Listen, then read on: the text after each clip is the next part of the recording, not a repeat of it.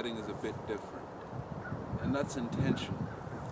See, we are beginning the week of Advent, the season of Advent, rather, I would like to say, and we're in the first week, and the first week's theme is hope.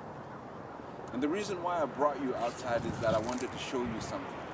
And what I wanted to show you were these trees behind me. So I hope that at this point you will take a moment not to look at me and just look beyond me for just a second and note these trees behind me.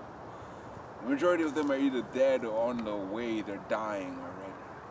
That is what happens as we move from fall to winter. Winter is that season that represents bleakness, that represents darkness, that represents death.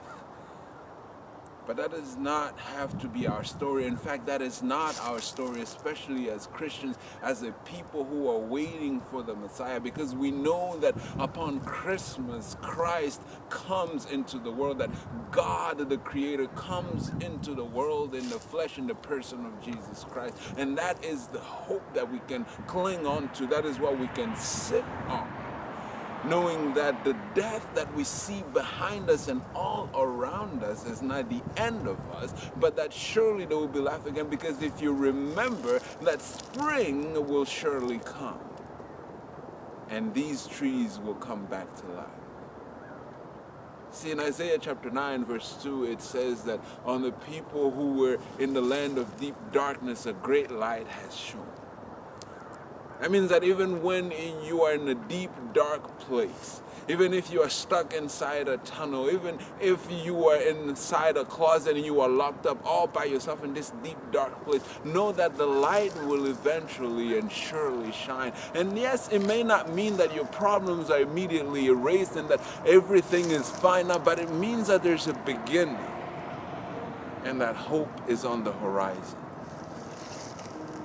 See, if you've been following the news, you may have heard about African migrants who are trying to cross over to Europe, who are being sold into slavery, auctioned off as if we were still in the 1500s. It may be hard to believe, and I recently heard the president of Ghana speak and say that, yes, Africans are doing this, but Europeans also did it. He especially mentioned the Italians and the Irish and the wave of immigrants that came to the United States. But what he failed to mention is the why people move, why people go to different places. It is because they are seeking hope.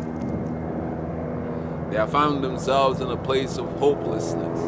They find themselves in a place where they believe nothing is happening, nothing is working for them, nothing is going on. And so they try to go find hope or life somewhere else. Maybe you already have hope, and if you do, praise God, and I pray that you will hope, you will cling on to that hope, that you will stand on that hope and know that the death and the misery that you see around you will come to pass. But if you are like the rest of us and you are looking for that hope, I also pray that you will hold on.